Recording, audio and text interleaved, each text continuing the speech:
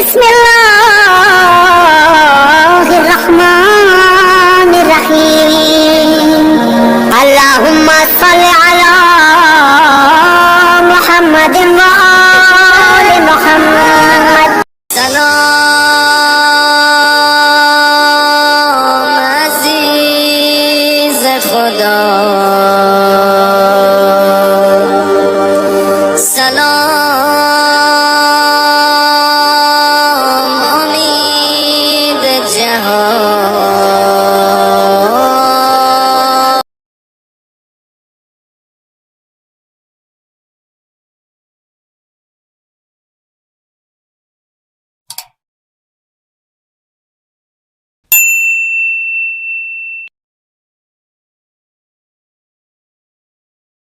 جانے گرامی، بہت مختصر سے وقت کے اندر دو جملے اگر میں صاحب کے پڑھ دوں.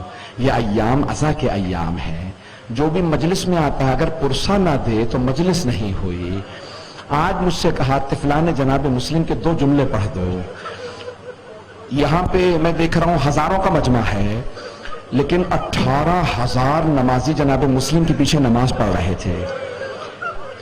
جب شروع کی تو 18,000 نمازی، جب ختم کی تو کوئی نہیں تھا. کوفے والے سب چھوڑ کے چلے گئے تھے. جب جا رہے تھے نا، اسی میں دو چھوٹے بچے تھے. ایک کا نام تھا ابراہیم، دوسرے کا نام تھا محمد. ایک 11 برس کے تھے، دوسرے 9 برس کے. شیخ صدوقی الامالی سے روایت پیش کر رہا ہوں. اسی مجمع میں کہیں باہر نکل گئے. جب چلے گئے نا تو اب بابا سے کھو گئے. رات کا وقت تھا. جناب مسلم کو لوگ گرفتار کرنے لگے. اگلے دن دو بچے جب کہیں نہ جا سکے تو چھوٹے بھائی نے کہا بھائی ہمارا کوئی بھی نہیں ہے اس پورے کوفے میں، اتنے بڑے شہر میں ہمارا کوئی نہیں ہے. تو بڑے بھائی نے کہا نہیں بھائی، جس کا کوئی نہیں ہوتا نا اس کا خدا ہے. کہا پھر بھائی ہم کہاں جائیں، کوئی گھر ہمارے لیے نہیں ہے، ہر گھر کا دروازہ بند ہے. کہا یہاں درخت پہ چڑھ جاتے ہیں. دونوں درخت پہ چڑھ گئے، کنویں سے سہارا لے کے کنویں کے سامنے جو چبوترا تھا وہاں سے چڑھے. اب ایک مرتبہ دونوں، اگلا دن نکلا نا تو ہر طرف کوفے میں آوازیں سننے لگے، مسلم کو مارو، مسلم کو گرفتار کرو.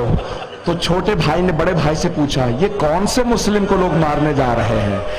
بڑے بھائی نے سوچا اگر میں نے بھائی کو بتا دیا تو یہ بہت روئے گا. کہا بھیا یہ ہمارے بابا مسلم نہیں ہیں، یہ کوئی اور مسلم ہے. ایک مرتبہ دونوں کے آنسو بہنے لگے. تو چھوٹے بھائی نے کہا بھیا لگتا ہے کہ آپ کو جھوٹ بولنا بھی نہیں آتا. اتنے میں ایک خاتون پانی بھرنے کے لیے آئی. جیسے کنویں سے آپ نے دیکھا نا جب پانی رکا ہوا ہوتا ہے، وہ جو ڈول تھا جس میں پانی رکا ہوا تھا اس میں دو عکس نظر آ رہے تھے. کبھی آپ جائیں نا رکے ہوئے پانی میں دیکھیں تو 14ویں کا چاند پورا نظر آتا ہے. اس نے دیکھا 2 14ویں کے چاند چمک رہے ہیں. فوراً ایک مرتبہ سر اٹھا کے دیکھا درخت پہ 2 بچے تھے. مومنہ خاتون تھی. فوراً پوچھا میرے بچوں شہزادوں آپ دونوں کون ہیں؟ بڑے بھائی نے، تقیے کا دور تھا، فوراً کہا ہم کوئی بھی نہیں ہیں.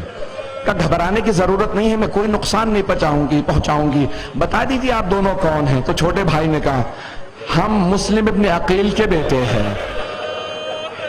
اب وہ ماننے والی جی فوراً کہا آپ دونوں میرے ساتھ آ جائیے، میرے گھر چلیے. گھر لے آئی. بس میں نے تمام کر دیا. گھر لائی، کھانا دیا، بچوں کو پانی دیا. کہا اے شہزادو بس کوئی آواز نہ کیجیے گا. یہ نہیں بتایا میرا شوہر حارث بہت ظالم آدمی ہے، عبید اللہ ابن زیاد کا آدمی ہے. کہ بس دونوں یہاں پہ خاموش بیٹھے رہیے گا.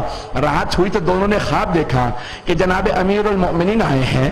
دونوں بچوں سے کہتے بچوں میرے پاس آ جاؤ، میں تمہیں لینے کے لیے آیا ہوں. دونوں کی آنکھ کھلی، سمجھ کے ہماری آخری رات ہے. بس بھئی جناب مسلم کی شہادت ہو چکی، سب کچھ ہو چکا. ایک مرتبہ دونوں کے دونوں جب رات میں رونے لگے، حارث کو آواز آئی کوئی بچے رو رہے ہیں. اٹھا کہ کون ہے گھر میں؟ بیوی سے پوچھا. کہ کوئی بھی نہیں ہے. کہ نہیں کوئی گھر میں موجود ہے. اٹھا آیا. ایک مرتبہ جب اس نے چراغ جلا کے دیکھا تو ایک حجرے میں 2 بچے بیٹھے تھے. پوچھا کون ہیں آپ دونوں؟ انہیں نہیں معلوم تھا، اسے نہیں بتانا.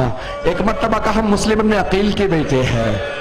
ایک مرتبہ اس نے دونوں کے بالوں میں ہاتھ ڈالا اور ایک مرتبہ کہا تم میرے ہی گھر میں چھپے ہوئے تھے، میں سارا دن تمہیں تلاش کرتا رہا. عبید اللہ ابن زیاد نے انعام رکھا ہے. دونوں کے ہاتھوں کو باندھا، گھسیٹنے لگا. بیوی نے کہا مت مار، یہ علی مرتضیٰ کے نواسے ہے. کہ کہا کہ نہیں مجھے انعام چاہیے. غلام بیوی بیٹا سب ساتھ چلے گا, مت مار. فرات کے کنارے پہنچا, 2 جملے سن لیجئے. جیسے فرات کے کنارے پہنچا نا کہ دونوں اپنے کرتے اتار دو, میں گلے کاٹوں گا. تو ایک مرتبہ بڑے بھائی نے اپنے کرتے کے بٹن کھولے جو پرانے زمانے میں موٹے موٹے دک میں ہوتے تھے. چھوٹا بھائی پھر بھی دک میں نہیں کھول رہا. کہا کیا بات ہے, کرتا کیوں نہیں اتارتے؟ تو چھوٹے بھائی نے رو کے کہا میرا کرتا ماں اتارا کرتے تھے, مجھے کرتا اتارنا نہیں آتا. ایک مرتبہ اس نے کہا اگر تم دونوں کی کوئی آخری خواہش ہے تو پوری کر لو, میں دونوں کے گلے کاٹوں گا. ایک مرتبہ بڑا بھائی سامنے آ کے کھڑا ہو گیا, کہا پہلے مجھے مار دو. کہا کیوں؟ کہا مجھے ماں نے کہا تھا بڑا بھائی باپ کی جگہ ہوتا ہے. ایک مرتبہ چھوٹا بھائی سامنے آیا, کہا نہیں پہلے مجھے مار دے.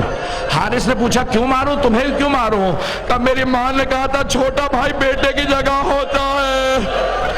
ایک مرتبہ دونوں گلے ملنے لگے, اس نے تلوار چلائی, دونوں کے سر قلم کر دیے. جب سر گرے اس نے لاشیں اٹھا کے فرات میں ڈال دیے. اجرکم اللہ. بس بے آخری جملے سن لیجیے, آخری جملے سن لیجیے, میں نے اسی پہ تمام کر دیا. دونوں شہدادوں کو شہید کیا, سروں کو ایک کپڑے میں باندھا, عبید اللہ ابن زیاد کے پاس لے آیا. کہا عبید اللہ تو نے کہا تھا نا انعام دے گا, میں مسلم کے دونوں بیٹوں کے سر لے کے آیا ہوں. اس نے کہا ذرا دکھا. جیسے ہی کپڑا کھولا تو 2 سر تھے لیکن چہرے نظر نہیں آ رہے تھے. کہا کیا بات ہے, چہرے اتنے سرخ کیوں ہیں؟ کہا ایک تو جب میں نے گلے کاٹے تو خون بہت, ان کے چہروں پہ خون آیا. کہا دوسرے سرخ اس لیے بھی ہے میں نے تماچے بہت مارے تھے. عبید اللہ ابن زیاد نے کہا ذرا چہروں پہ پانی ڈالو, چہروں پہ پانی ڈالو, میں چہرے دیکھنا چاہتا ہوں. جیسے ہی پانی ڈالا خون بہنے لگا, کچھ بال اترنے لگے. اس ملعون نے پوچھا کیا بات ہے, ان دونوں کے بال کیوں اتر رہے ہیں؟ کہا میں بالوں میں ہاتھ ڈال کے گھسیٹتا رہا تھا. الا لعنت اللہ علی القوم الظالمین وسيعلم الذين ظلموا أي منقلب ينقلبون.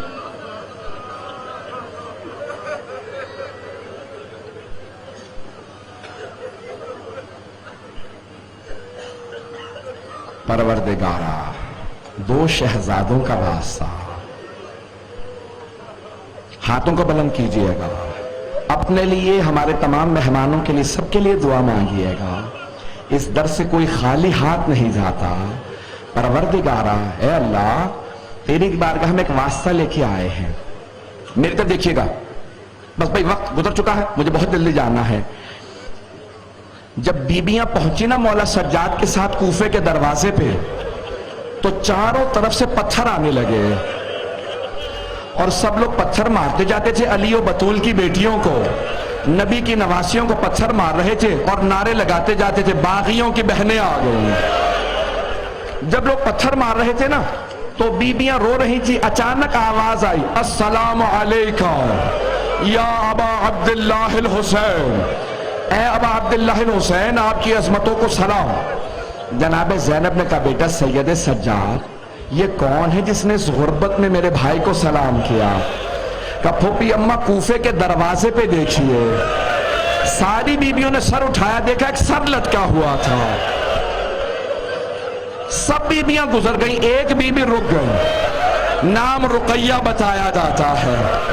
اس بیوی نے ایک سوال کیا مسلم جو آپ پہ گزری وہ مجھے پتا چل گیا, جو مجھ پہ بھی تھی وہ آپ کو پتا ہے.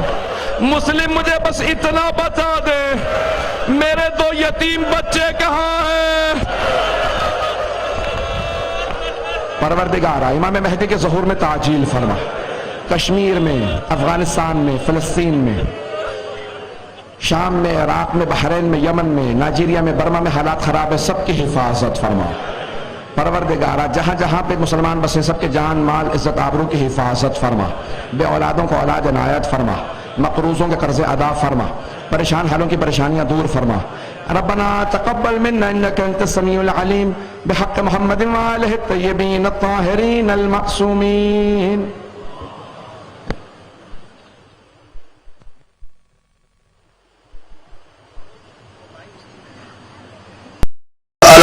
یا امام زمانہ بادشاہ اللہم صلی علی محمد وعلی محمد وعجل فرج آل محمد. اللهم